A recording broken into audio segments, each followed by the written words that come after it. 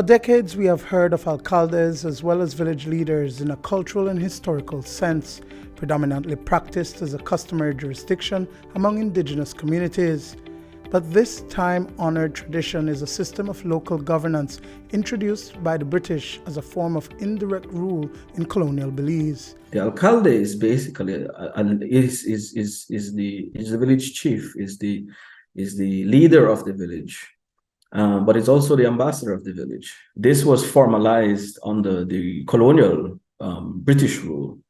I think it served many purposes. I think it helped the communities to organize themselves, remain organized, and to address issues that the state could not address at the time. As Belizeans, we have come to associate the alcalde system with the Maya culture. This leadership and governance structure was also practiced by the indigenous Garifuna people. Historian Sebastian Cayetano says that the alcaldes of Barranco date back to July 6, 1886, when Diego Paulino was selected as the first alcalde for the village. In the Garifuna community, the alcalde system was there from way back, 1886, the first alcalde. Okay, and then the alcalde system ended in the last alcalde in Barranco was Mr. Ignatius Nicholas, was the last alcalde. Okay, and the alcalde system ended to give way to the village council system.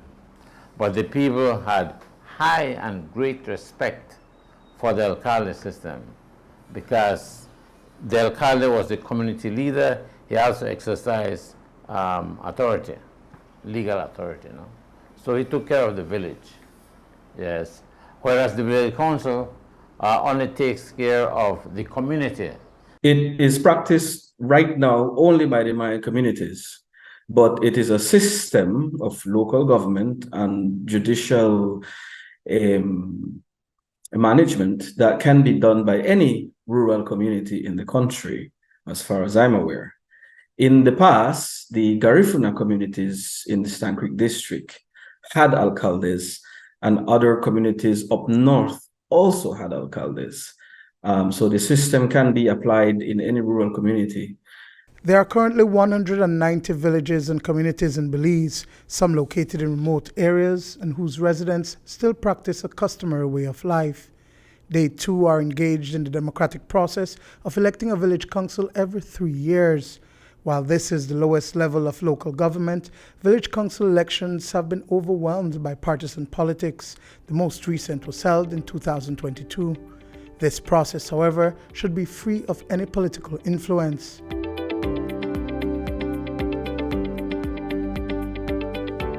On the ground, in practical terms, the village council takes up the responsibility of administering the day-to-day needs of the communities that might be related to putting in place some rules, some policy, let's say, for instance, related to animals and crops, land use. But all of this emerges from the instruction of the community.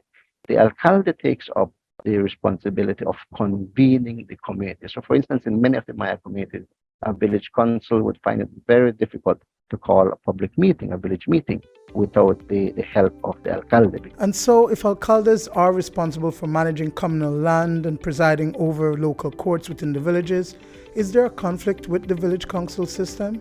According to the Chief Executive Officer in the Ministry of Local Government, there are two distinct acts that set out the parameters of each of these governance systems. The authority of the village council is derived from the Village Councils Act.